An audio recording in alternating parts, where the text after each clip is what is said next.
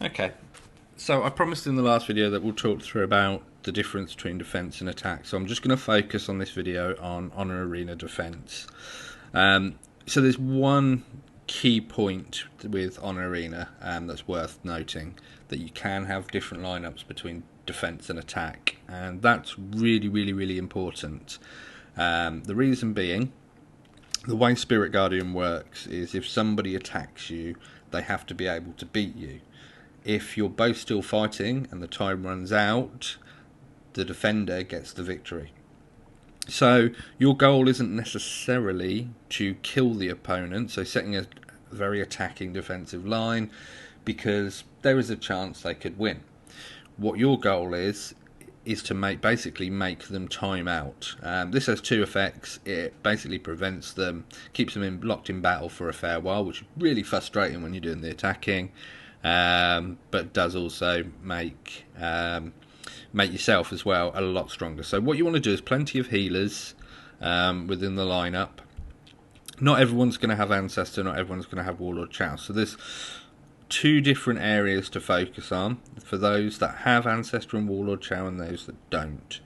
If you don't, then you're probably going to be wanting to look at a self-healing tank. So that would be Revenant or Silver Spear. Personally, if you don't have Warlord Chow, I'd go Silver Spear, because obviously the damage it will do to Warlord Chow is better, and it's got a stun, and you would obviously refine all its equipment to give it high, I think it's dodge for Silver Spear. Oh no, it's block, I think. So you'd give it basically its high stat that gives it healing as well, each time it dodges or blocks an attack.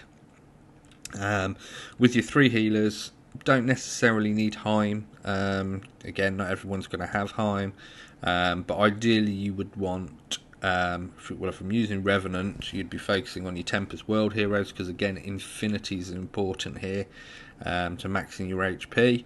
So you'd be using the likes of Archdruid. I would say you'd probably then use a couple of, there's not a huge amount of brilliant healers, to be fair, within the Tempest World heroes, so you'd probably use Mikhail maybe as a block, but I would prefer Triptyka, and or if you're not going for the Oriental line, somebody like Athena, so it can apply some sort of shield to go alongside your healer. Obviously the Archdruid provides rage, or if you're going for the Lords of War line, so you obviously using the likes of Silver Spear, then you probably use White Feather. So basically you'd want a strong healing and defensive lineup, and your subs would be along a similar line, perhaps another tank and a couple of healers just in case. So Revenant and Silver Spear potentially, and by doing that, what you are doing is just blocking people out, because it's going to take a lot longer to kill you. Now, don't be wrong, if you're a mid player and you're coming up against a top player, then obviously they're going to be using the likes of Warlord Chow that can block healing, so it does become difficult, and there is no 100% guaranteed method, but this would certainly be the strongest method. For those of you that are slightly higher in power and perhaps do have Ancestor, do have Warlord Chow, then you come across a difficult question, because unless you're a top 3 player, there's always somebody that's going to be stronger than you.